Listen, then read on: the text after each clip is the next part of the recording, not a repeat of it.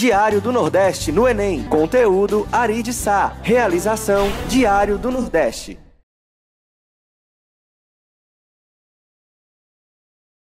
Estamos aqui hoje para conversarmos sobre as ciências humanas, nesse fascículo 2 do Diário do Nordeste no Enem. E a gente vai trabalhar com vocês questões de competência número 2, né? Peço a vocês que acompanhem, por gentileza, nesse nosso fascículo, a página 6, a questão de número 11, onde a gente vai fazer uma abordagem da competência número 2, habilidade número 6. Tranquilo?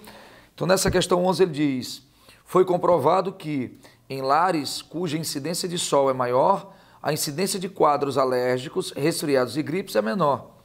Isso porque o sol assusta os ácaros, não favorece o aparecimento de fungos e bactérias. Uma casa com muita luz natural tem muito mais valor, pois lhe confere níveis de conforto e bem-estar preciosos. E aí você tem um cartogramazinho que você vai acompanhando no seu fascículo. E aí ele diz: levando-se em consideração que o paralelo de 23 graus e 27 minutos latitude norte, ele corta o centro da rua Pelé, e aí você vai fazer o quê? Onde tem a rua Pelé, você traça 23, 27 norte. Isso quer dizer que é o trópico de Câncer, certo? E na chamada rua Noel Rosa, você tem 23, 27 latitude sul. Ou seja, o que você vai fazer? Você vai colocar a rua Pelé para cima no seu fascículo. Você gira o seu fascículo e deixa a rua Pelé em cima e a rua Noel Rosa embaixo. É o seu trópico de Câncer e o seu trópico de Capricórnio. Então, todas essas áreas onde você tem aí a quadra 2 e 3 são áreas tropicais. A área 1 é uma zona temperada do norte, a 4 e 5 zonas temperadas do sul. Tranquilo isso? Então, vamos lá. O único imóvel da planta que não apresentaria, independentemente da estação do ano, condições adequadas para o bem-estar da população aquele que não apresenta uma boa qualidade para a população é aquele que não recebe a luz solar diretamente na entrada exatamente das casas. Então pensa comigo o seguinte, acima do trópico de Câncer, certo? A única região que não pegará insolação, independentemente da época do ano, é aquela que tiver face voltada para o norte. Abaixo do trópico de Capricórnio, aquelas que não receberão a luminosidade estarão com a face voltada para o sul. Na área tropical, durante um tempo eu vou pegar mais acima, mais ao norte, e um outro tempo ao sul. Então, na área tropical, independentemente da estação do ano, eu terei sempre o sol entrando na casa.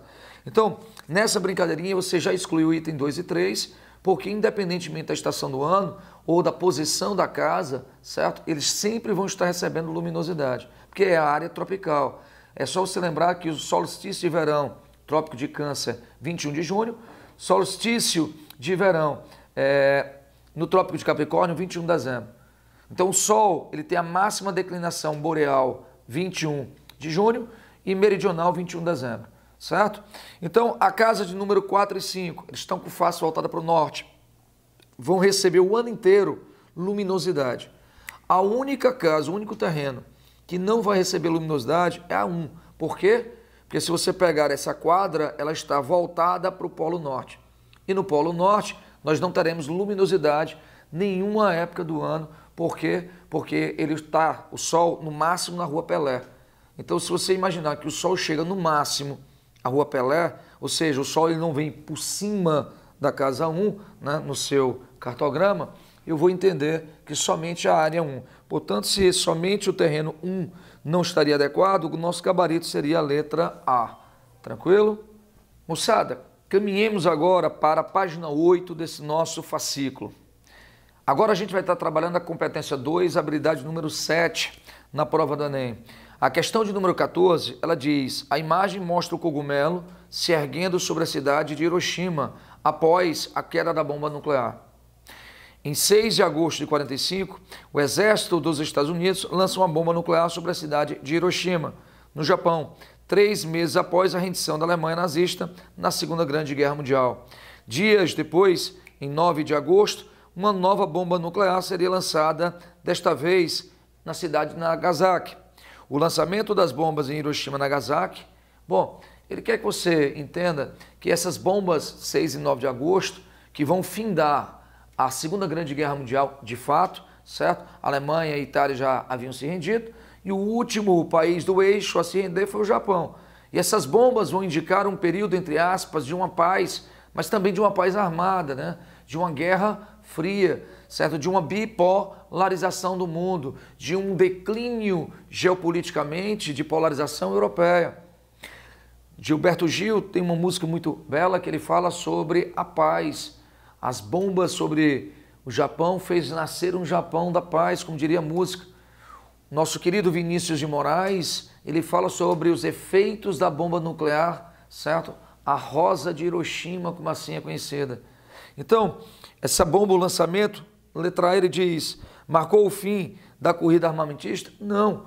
Ele vai dar início a um período da bipolaridade mundial, de uma guerra fria, que é pautada exatamente na produção de armamentos nucleares. É uma paz armada que não deixa de ser.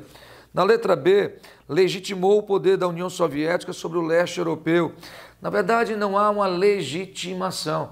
Evidentemente que pós Segunda Grande Guerra Mundial haverá, sim, uma expansão do socialismo da União Soviética nesse tão chamado leste europeu, onde vários países serão satélites de Moscou, à exceção de Albânia e Iugoslávia. Na letra C ele diz, retardou a rendição? Não, acelerou. As bombas provocam a rendição do Japão. Na letra D ele diz, fortificou as conquistas territoriais do Império? Não. Pós, portanto, bombas de Hiroshima e Nagasaki, o Japão se retirará de áreas até então conquistadas, como a questão das Ilhas Formosas, atualmente chamada de Taiwan, retirada do Japão da China, né? E a partir daí a Guerra Civil Chinesa, a retirada do Japão das Ilhas Sakhalinas, enfim, certo? Haverá um retrocesso do então chamado Império do Sol. Promove a ascensão dos Estados Unidos a uma posição geopolítica de uma liderança mundial, ao lado, evidentemente, de uma União Soviética, de uma liderança mundial numa área ocidental. Então, os americanos serão, sim, líderes mundiais, ao lado da União Soviética. Então, nosso gabarito vai para a letra E, beleza? Olá, estamos, portanto, frente ao fascículo de Ciências Humanas e suas tecnologias. Nós iremos fazer uma abordagem da competência 1, habilidade 4, que envolve um olhar comparativo e analítico sobre diferentes documentos e diferentes visões históricas de um mesmo processo social. Então, nós temos na questão 7 duas iconografias. A primeira faz alusão à heroína Jovita Feitosa, a segunda faz alusão a Maria Bonita. Jovita Feitosa, ela representou um símbolo de nacionalismo, de patriotismo na conjuntura da Guerra do Paraguai. Uma mulher que traz sobre si vestimentas masculinas e ela tenta inserir-se na conjuntura conflituosa em favor e em defesa do Brasil, de nossa brasilidade. Podemos então fazer menção ao fato de que Jovita Feitosa, através de sua imagem, de sua simbologia construída e utilizada, ela teria contribuído para a imagem de um Brasil nacional e patriótico. Portanto, temos aí uma questão identitária. Afinal de contas, quem somos nós brasileiros? Nós somos um mosaico multiétnico. Nós representamos uma diversidade que envolve europeus, asiáticos, africanos e povos ameríndios pré-colombianos. Interessante nós lembrarmos então que Jovita Feitosa faz alusão a uma cultura de resistência, onde ela busca resistir uma sociedade patriarcal e ao mesmo tempo machista, sexista, e ela tenta manifestar o valor e a força da mulher brasileira em meio a uma conjuntura tensa e conflituosa. A outra iconografia que vocês podem perceber faz alusão a Maria Bonita. Maria Bonita, ela depreende uma simbologia que se enquadra no contexto da República Velha, também em uma cultura de resistência, mas resistência à República Velha, à opressão, à miséria da República. Contudo, Maria Bonita não é uma heroína, ela não traz sobre si esse perfil nacional patriótico. Ela está inserida em um movimento banditista, marginal, eivado de preconceitos, que representava uma equação de força e poder. A força do cangaço estaria envolta nos saques, na pilhagem, nas invasões. O poder seria uma espécie de artifício de expressão paralela nos vilarejos, nos povoados, e esse poder paralelo, ele ameaça as cidades, ele ameaça as forças policiais.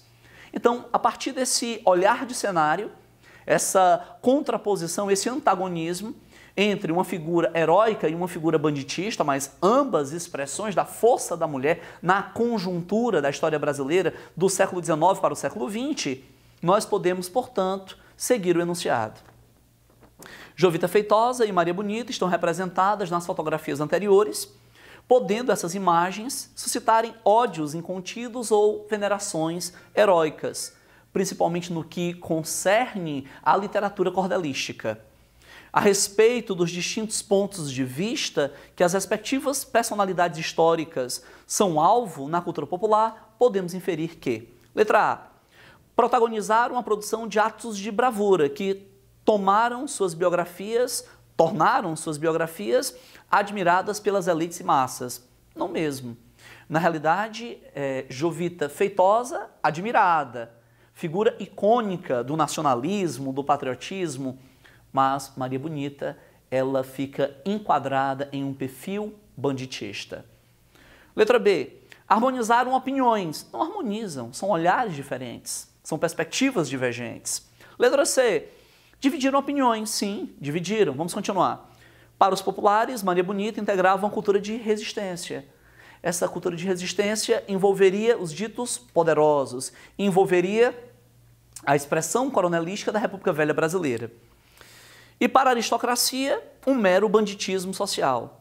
A letra C, portanto, gabarito para a referida questão. Letra D, foram alvos de divergências entre os que defendiam o heroísmo nacional de Jovita Feitosa e a expressão católica local de Maria Bonita. Maria Bonita, ela não personifica o catolicismo popular. Na realidade, ela se enquadra no movimento banditista. Letra E, simbolizaram diferentes momentos da cultura popular. Maria Bonita, o cangaço, Jovita Feitosa, o orgulho sertanejo. Se nós percebermos, portanto, não podemos fazer esse enquadramento de Jovita Feitosa no orgulho sertanejo. Jovita Feitosa, ela simboliza uma questão heróica, identitária. O gabarito, portanto, da 7ª questão de Ciências Humanas e Suas Tecnologias, letra C. Essa próxima questão, a qual iremos dialogar agora, ela faz menção às atividades propostas, ela é a questão 8, e ela trata de uma temática já consagrada nas rodas acadêmicas, nos debates, por que não dizer nas questões que norteiam os concursos públicos regionais e nacionais, como, por exemplo, o Exame Nacional do Ensino Médio. Nós vamos dialogar com a questão 8 das atividades propostas, nós temos aí 2 excetos. O primeiro exceto assim nos diz, como parte da indústria cultural, o cinema é uma questão de Estado. Então, se é uma questão de Estado, o Estado estaria a utilizá-lo ou a se contrapor ao mesmo. Sempre objeto de um debate sobre políticas públicas aptas a regular a batalha da construção de imagem e o balanço dos poderes na mídia, para além da avaliação estética dos projetos e da análise do pensamento dos cineastas. Vocês estão a perceber que o primeiro exceto ele faz menção a uma prática de intervencionismo, um Estado que iria regular a indústria cinematográfica. E nós muito bem sabemos que o cinema novo dos anos 50 e 60, protagonizado por Glauber Rocha, ele faz contraposição a esse intervencionismo. Glauber Rocha, cuja máxima seria uma câmera na mão, uma ideia na cabeça, e poderíamos fazer a revolução das ideias, a revolução artística e cultural no Brasil. Mas o primeiro exceto, ele norteia uma postura de intervenção, o Estado que tenta cercear, limitar, controlar, intervir, regulamentar a indústria cinematográfica. Portanto, uma produção completamente tendenciosa. Vamos continuar. Próximo exceto. Reconheço certa aridez em começar pela economia política do cinema. Em outras palavras, pelo sustento que se poderia fazer, o sustento financeiro, para com a indústria cinematográfica. Mas é dentro de seus parâmetros, ou seja, dos seus referenciais, dos seus limites, que o cineasta vem atuar e expressar seu pensamento. A cada novo projeto, ele deve decidir o tema, a forma e o modo de inserção de seu filme no arco da produção. Se optar por uma independência maior, seu filme será de baixo orçamento e estará inserido no circuito de cinema de arte, para simplificar o uso a velha sigla. Esse cinema de arte seria um cinema, digamos, considerado intelectual, para muitos periférico, deslocado da indústria cultural. Seria uma perspectiva de introspecção, cine-reflexão. Vamos para o enunciado em questão. Ao compararmos os fragmentos, constatamos diferentes olhares sobre o uso do cinema. Dessa forma, podemos inferir que o cinema... Bom, se nós analisamos os dois excetos, nós percebemos aí uma significativa crítica sobre a intervenção do Estado na indústria cinematográfica, um Estado que regulamenta. E o cinema novo, ele faz contraposição a esse fato. O cinema novo que é liberalidade, reflexão, análise, crítica. Ele busca fazer uma profunda introspecção na alma, da cultura e da história e do comportamento do povo brasileiro, trazendo, por meio do cinema novo, um importante debate sobre miséria, fundamentalismo religioso, prostituição, criminalidade, corrupção, que eram elementos que procuravam ser escondidos em meio a uma liderança aristocrática e, por que não dizer militar, nessa conjugação da República Civil Militar dos anos 60 no Brasil. A letra A, portanto, assim nos diz. Podemos inferir que o cinema, letra A, contemporâneo, distancia-se do Estado e passa a constituir um instrumento de crítica social. Os textos não estão a nos falar sobre crítica social. O que o texto está a nos dizer é que o cinema ele seria um instrumento do Estado, ele seria regulamentado pelo Estado, em defesa do Estado, ausente de críticas. Letra B, seria um instrumento de regulamentação social, portanto, regulamentar comportamentos, resguardar comportamentos. De acordo com o primeiro texto, a letra B seria o gabarito para a referida questão. Letra C, distancia-se de qualquer interferência na decisão do cineasta. Bom, de acordo com o primeiro texto, não. Nós observamos um Estado que intervém na produção cultural, que regulamenta essa produção cultural. Ficou muito claro para nós. Letra D. Conserva-se livre de interferências externas. O termo livre invalida, portanto, a alternativa. Nós observamos aí um debate muito importante sobre um Estado que regulamenta, que intervém, que delimita. Glauber Rocha, na produção Deus e o Diabo na Terra do Sol, ele procura apresentar a alma do Brasil problematizando a nossa história social, analisando o comportamento, apresentando as mazelas, e ele é premiado no Festival de Cannes. Vamos lá. A letra E. Independente de seu orçamento, o termo independente já poderia traduzir o erro, tem a valorização de seu formato estético, como depreendemos nos dois textos. De forma alguma. O primeiro texto ele mostra, por exemplo, um cinema regulado pelo Estado. E o segundo texto mostra o peso do financiamento na indústria cinematográfica.